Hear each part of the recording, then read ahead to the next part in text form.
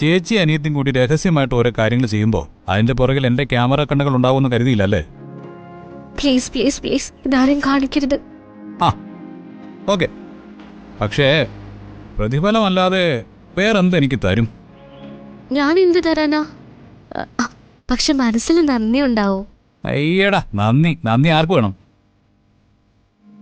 ഈ വഴി കിടന്ന ഒരാൾക്ക് 10 രൂപ കൊടുത്താൽ അയാൾക്കുണ്ടാവില്ലേ നന്ദി? പിന്നെന്താ വേണ്ടേ?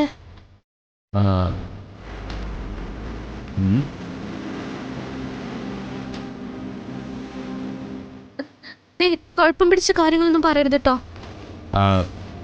സത്യത്തിൽ കുഴപ്പം പിടിച്ച കാര്യമാണ് ചോദിക്കേണ്ടത്. അത് തൽക്കാലം ഞാൻ മാറ്റിവെക്കുന്നു. പകരം പകരം പകരം താനൊരു തീരുമാനം എടുത്താൽ മതി. താനെ തുടർന്നും കണിമംഗലത്ത് തന്നെ നിന്നാ മതി. അയ്യോ, അതൊന്നും പറ്റില്ല. നിന്നേ പറ്റൂ. അപ്പൊ എനിക്ക് എന്റെ വീട്ടിൽ പോണ്ടേ? അപ്പൊ പിന്നെ പോകുമ്പോ അനിയത്തെ കൂടി കൂടെ കൊണ്ടുപോണ്ടി വരും. അതെ, ഈ വീഡിയോ ഞാൻ വീട്ടിലുള്ളവരെ കാണിച്ച വിശ്വാസവഞ്ചന കാണിച്ച് മത്സരം ജയിച്ചതിന്റെ പേരിൽ എല്ലാവരും കൂടി പ്രിയങ്ക അടിച്ചു പുറത്ത് കളയുകയും ചെയ്യും. എനിക്കത് കുഴപ്പമില്ലാത്ത കാര്യമാണ്. കാരണം പ്രിയങ്ക എന്റെ ജീവിതത്തിൽ നിന്ന് പോണമെന്ന് ഞാൻ അത്രയ്ക്ക് ആഗ്രഹിക്കുന്നുണ്ട്. ഇനി തന്റെ തീരുമാനം പറ. എന്തിനാ എന്നെ ഇങ്ങനെ ബുദ്ധിമുട്ടിപ്പിക്കുന്നേ? എന്റെ ബുദ്ധിമുട്ടുകൾ താൻ ഇല്ലാത്തതാണ്. അതെ, താൻ എന്റെ അടുത്തുണ്ടാവണം. കണിമംഗലത്ത് തന്നെ ഉണ്ടാവണം. അത് സംഭവിച്ചില്ലെങ്കിൽ ഇപ്പൊ തന്നെ ഈ വീഡിയോ കണിമംഗലത്തുള്ള എല്ലാവർക്കും ഞാൻ അയച്ചു കൊടുക്കും. എല്ലാവരുടെയും ഫോണിലേക്ക് ഞാൻ എടുത്ത് അങ്ങ് അയക്കും. അറിയാലോ, ഏട്ടത്തിയുടെയും ചെറിയമ്മയുടെയും കയ്യിൽ ഇത് കിട്ടിയാലുള്ള അവസ്ഥ. വേണ്ട, അങ്ങനൊന്നും ചെയ്യണ്ട. ഞാൻ കണിമംഗലത്തിന് നിന്നോളാം. പക്ഷെ കുറച്ച് ദിവസം കൂടി. അങ്ങനെ വഴിക്ക് വാ. എന്റെ രാധിക വാക്ക് പാലിക്കുന്ന അറിയാവുന്നതുകൊണ്ട് ഈ വീഡിയോ പുറത്തു പോവില്ല. വണ്ടിയിലോട്ട് കയറിക്കും. തിരിച്ചു പോകണ്ടേ? എന്നാ കയറിക്കും.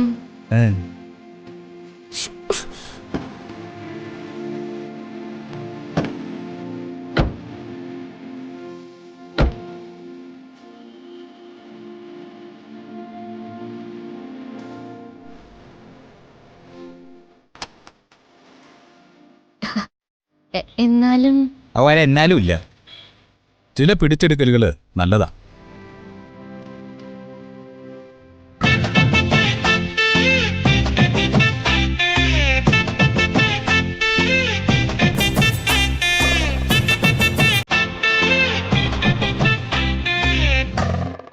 അമ്മേ,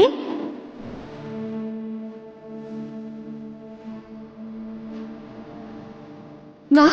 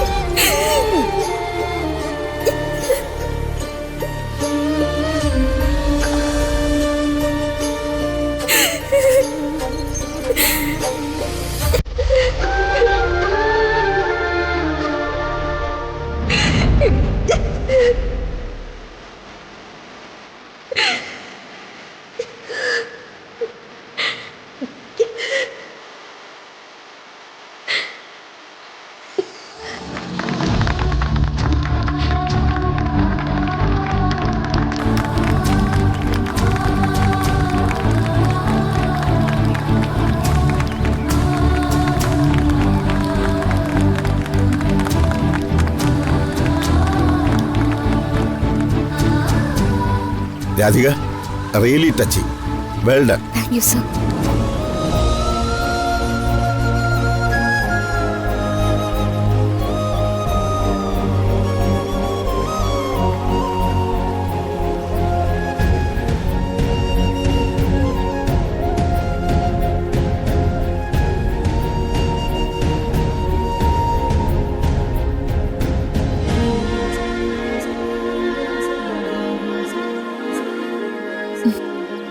ശ്യാമേ,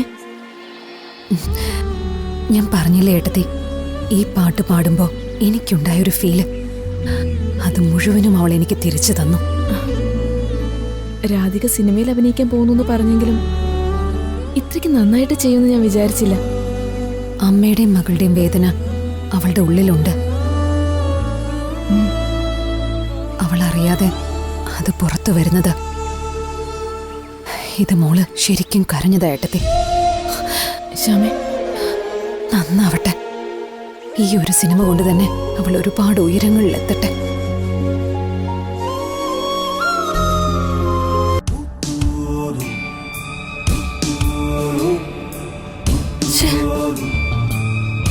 വിട്ടുകള കൽപ്പനെ, ഒരു മാലയല്ലല്ലോ നമ്മുടെ പ്രശ്നം.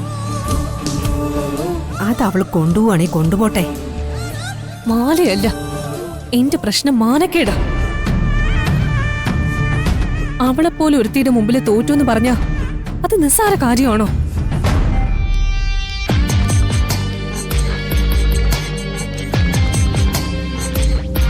ഓ, ദേ വരുന്നു എന്റെ അടി. ഏട്ടത്തി എന്നോട് ദേഷ്യപ്പെടില്ലെങ്കിൽ ഞാനൊരു കാര്യം പറയട്ടെ. ദേ, നീ ഇനി ഒന്നും പറയാൻ നിക്കണ്ട. അവൾക്ക് പറയാനുള്ളത് പറയട്ടെ കൽപ്പനെ. നമ്മൾ തമ്മിൽ എല്ലാരും കൂടി മത്സരം നടത്തി. സത്യം പറഞ്ഞാ അതിന്റെ ഒരു ആവശ്യമില്ലായിരുന്നു. എന്നിട്ട് ഞാൻ ജയിച്ചു, നീ തോറ്റു എന്നൊക്കെ പറയുക. ഇതിന്റെയൊക്കെ വല്ല ആവശ്യം ഉണ്ടായിരുന്നോ? ദേ, നീ വലിയ പുണ്യാളത്തെ ചമയൊന്നും വേണ്ട. ജയിക്കാനുള്ള തന്ത്രങ്ങളൊക്കെ നീ ചെയ്തില്ലേ? ഓ, എന്നെ അവരുടെ മുന്നിൽ നല്ല പേര് കിട്ടുകയും ചെയ്തല്ലോ. എന്നിട്ട് അവൾക്ക് താല്പര്യമില്ലായിരുന്നു പോലും. ഏട്ടത്തി ഒന്ന് മനസ്സിലാക്ക്. ഏട്ടത്തിക്ക് വേണമെങ്കിൽ ഈ മത്സരത്തിൽ നിന്ന് ഒഴിഞ്ഞു മാറായിരുന്നല്ലോ. ഞാൻ ചെയ്ത എന്റെ അഹങ്കാരമാണെന്ന് എല്ലാരും പറയും. നീ എന്താ ഉദ്ദേശിക്കുന്നത്? വേറൊന്നും അല്ല, എനിക്ക് കിട്ടിയ മാലയുണ്ടല്ലോ, വേണമെങ്കിൽ ഞാനത് ഏട്ടത്തിക്ക് തരാൻ തയ്യാറാ.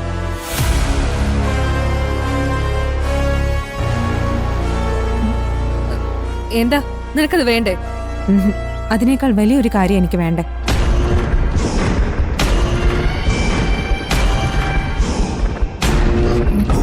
നമ്മൾ തമ്മിൽ ആദ്യം ഒന്ന് അടുത്ത് വന്നതാ. അതിനിടയില ഈ നശിച്ച മത്സരം. അതങ്ങ് മറന്നേ കേട്ടത്തി. നമുക്കേ പഴയതുപോലെ പരസ്പരം സഹായിച്ചും പ്രശ്നങ്ങള് അങ്ങോട്ടും ഇങ്ങോട്ടും മനസ്സിലാക്കി ജീവിക്കാം.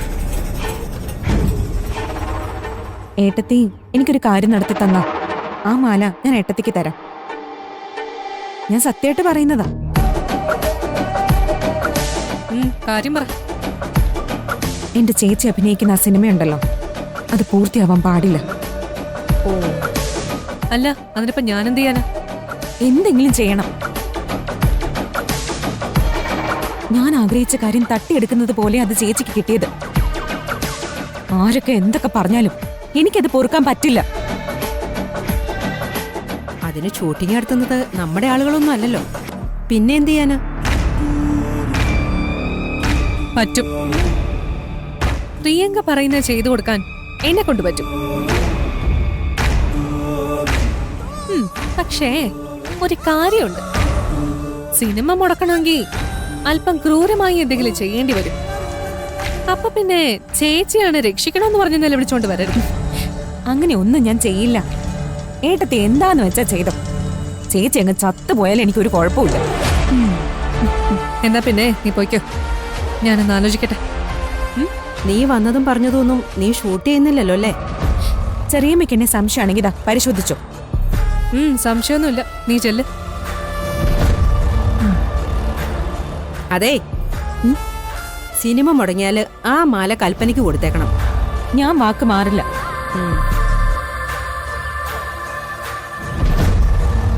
ഇവളെ അങ്ങനെ കണ്ണും പൂട്ടി വിശ്വസിക്കാൻ പറ്റില്ല.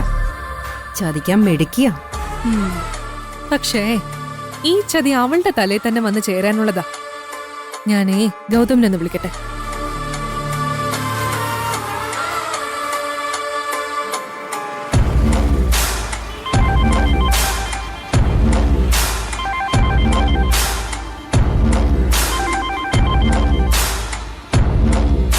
ഹലോ, ഗൗതം, നീ ഇപ്പൊ എവിടെയാ?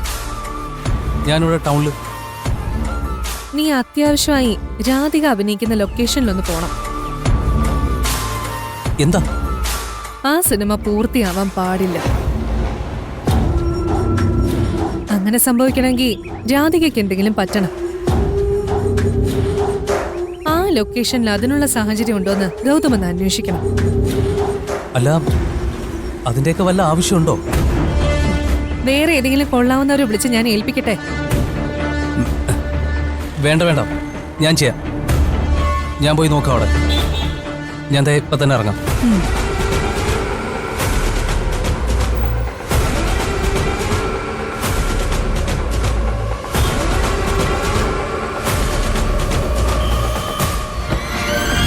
ഗൗതം അവിടെ ചെന്നിട്ട് എന്ത് ചെയ്യാനാ? ഏത് കോട്ട മതിലിനും ഒരു വിള്ളലുണ്ടാവും. അത് കണ്ടുപിടിച്ചാ മതി. പിന്നെ കോട്ട തകർക്കാൻ എളുപ്പമാ. ആ മാല എനിക്ക് തന്നെ വേണം. ഒപ്പം ഇനി ഒരിക്കലും പ്രിയങ്കയെ രക്ഷപ്പെടുത്താനാവാത്ത വിധം കുരുക്കാൻ വേണം.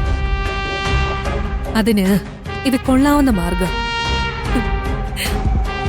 ഞാൻ തോൽക്കാൻ പാടില്ലെന്ന് ദൈവം തീരുമാനിച്ചാ പിന്നെ എനിക്ക് വഴി മുടക്കാൻ പറ്റുമോ?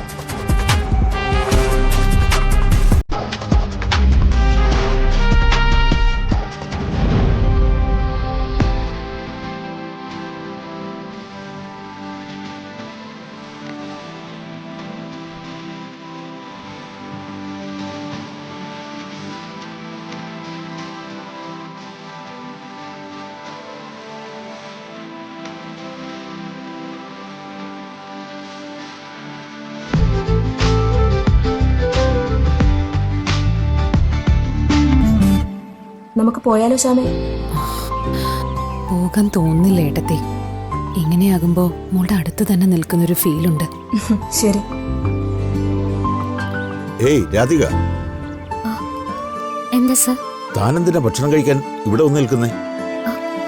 തനിക്ക് ഫുഡ് അവിടെ സെറ്റ് ചെയ്തിട്ടുണ്ട്. എനിക്കെന്തിനാ സർ അങ്ങനെ ഒരു പ്രത്യേകത? ഞാൻ ഇവരുടെ കൂടെ ഇരുന്ന് കഴിച്ചോളാം. സി രാധിക, സിനിമയ്ക്ക് ചില രീതികളുണ്ട്. അത് പെട്ടെന്നൊന്നും നമുക്ക് ബ്രേക്ക് ചെയ്യാൻ പറ്റില്ല.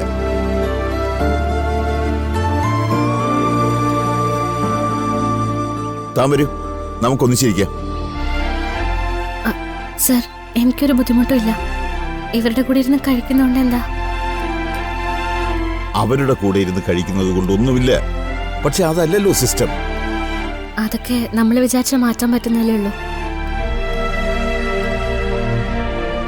ഇവരൊക്കെ രാവിലെ മുതൽ കഷ്ടപ്പെടുന്നു, നമ്മളും കഷ്ടപ്പെടുന്നു. അപ്പൊ പിന്നെ നമുക്ക് എല്ലാവർക്കും കൂടി ഒന്നിച്ചിരുന്ന് ഭക്ഷണം കഴിച്ചൂടെ? എല്ലാരും ഒരുപോലെയാണെന്ന് നമ്മൾ നല്ല ഉറക്കെ പറയുമല്ലോ സർ. എന്നിട്ടോ നമ്മളാരും അത് കാണിക്കുകയില്ല. അതെങ്ങനെ ശരിയാവുന്ന?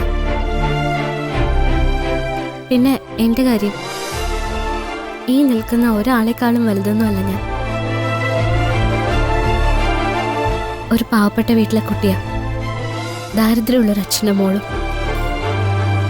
എനിക്കിങ്ങനെ കഴിച്ചാലേ ഇറങ്ങും. ഷിബു, എന്താ സാർ? ഇനി മുതൽ എല്ലാവർക്കും ഭക്ഷണം ഒരുപോലെ വിളമ്പിയാൽ മതി. പ്രത്യേകിച്ച് അങ്ങനെ സീറ്റ് അറേഞ്ച്മെന്റ്സ് ഒന്നും വേണ്ട. നമുക്ക് എല്ലാവർക്കും ഒന്നിച്ചിരുന്ന് കഴിക്കാം.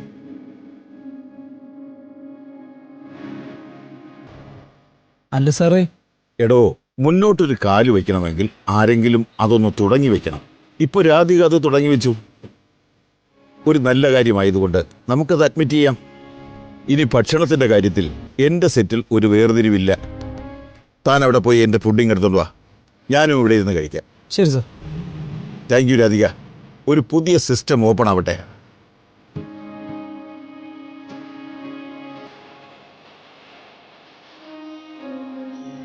ഞങ്ങളെ ആരും ഇതുവരെ ഇങ്ങനെ പരിഗണിച്ചിട്ടില്ല. അതിന് നിങ്ങൾക്ക് എന്താ കുറവ്? ഒരു കുറവുമില്ലേ, നമ്മളൊക്കെ ഒരുപോലെ.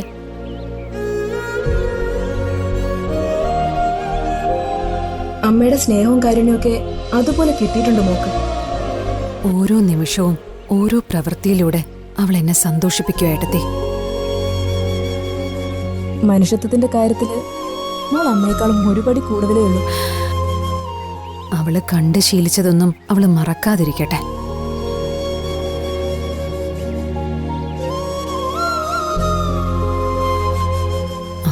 എടുത്തി, ഇനി നമുക്ക് പോവാം. അതെന്ത് പറ്റി? അല്ല, പോകാം. കേറിക്കോ.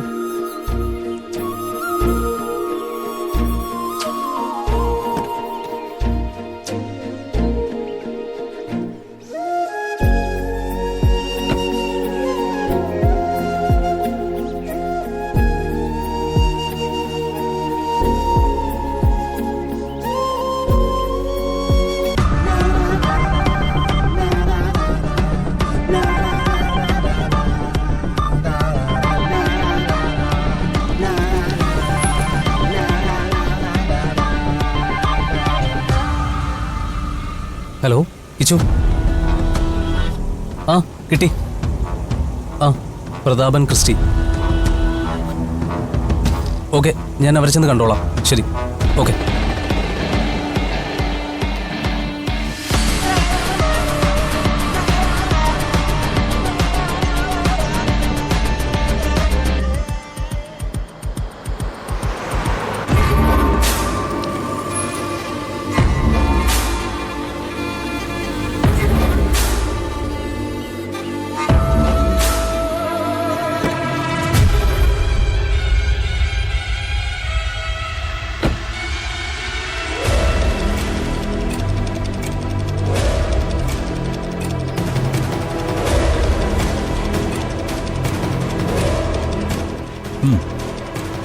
വിളിക്കാം. വരണേ. ആ, നീ എന്താ ഇവിടെ? ഇതുവഴി പോകേണ്ട ഒരു ആവശ്യം ഉണ്ടായിരുന്നു. ആലോചിച്ചപ്പോൾ വരുൺ ഇവിടെ ഉണ്ടല്ലോ. ആ, പിന്നെ നമ്മുടെ കുടുംബത്തിൽ ഒരാൾ തന്നെയല്ലേ അഭിനയിക്കുന്നത്. അപ്പോൾ ജസ്റ്റ് ഇങ്ങോട്ടൊന്ന് കയറാമെന്ന് കരുതി. ആ, അതെന്തായാലും നന്നായിടാ. നീ വാ, ഞാനേ ഡയറക്ടറെ പരിചയപ്പെടുത്തി തരാം. ഓക്കെ. നീ കഴിച്ചിട്ടാണോ വന്നേ? ഓക്കെ.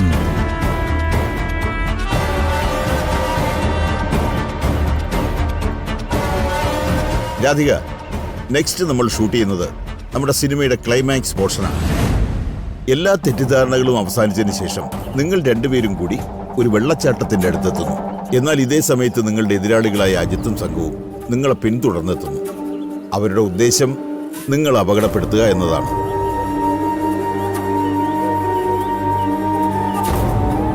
അവിടെ നടക്കുന്ന ഫൈറ്റിന്റെ ഒടുവിൽ വില്ലന്മാരിൽ ഒരാൾ ഹീറോയിനെ വെള്ളച്ചാട്ടത്തിലേക്ക് തള്ളിയിടും.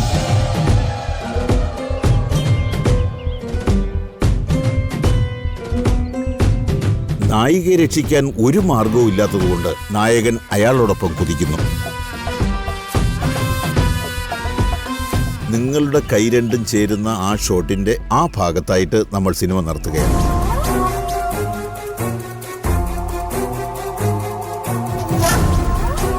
രാധികയ്ക്ക് പേടിയുണ്ടോ? എല്ലാരും പേടിക്കുന്ന കാര്യങ്ങളൊക്കെ എനിക്കും പേടിയുണ്ട് സർ. പക്ഷേ സിനിമയിൽ ഇതൊക്കെ സർവ്വസാധാരണമല്ലേ? That is a spirit. Okay, then എല്ലായിടവും സെറ്റ് ചെയ്തോളൂ. ഓക്കെ രാധിക. സാർ, ഇതേ എൻ്റെ ചെറിയച്ഛൻ്റെ മോനാ ഗൗതം. ഹായ്. ആ, ഹലോ. സിനിമയോട് താല്പര്യമുള്ള കൂട്ടത്തിലാണോ? സിനിമയോട് താല്പര്യമുണ്ട്, പക്ഷേ സിനിമയിലേക്ക് ഇറങ്ങാൻ താല്പര്യമില്ല. ഓക്കെ, വരും. എനിക്ക് അവിടെ ഒന്ന് സെറ്റ് ചെയ്യാം. സാർ, ശരി. രാധിക, തൻ്റെ ഷൂട്ട് കാണാൻ വന്നതാ. എടാ, നല്ല ഉഗ്രം പെർഫോമറാണ് രാധിക. രാധിക ഗംഭീരമാക്കണം. പടം പുറത്തിറങ്ങി അത് ഹിറ്റായി കഴിഞ്ഞാൽ കണിമംഗലത്തുകാർക്ക് അതൊരു പേരാ. ഈ വെള്ളച്ചാട്ടത്തിൽ ഷൂട്ട് എന്നൊക്കെ പറയുമ്പോൾ സൂക്ഷിക്കണം കേട്ടോ. എന്തെങ്കിലും പറ്റണമെന്ന് ദൈവം തലയിൽ എഴുതിയിട്ടുണ്ടെങ്കിൽ അത് പറ്റും. എനിക്കത് തുടച്ചു മാറ്റാൻ പറ്റില്ലല്ലോ. പറ്റും. ഇത് ഞാൻ തേടിയൊരു അവസരമാണ്.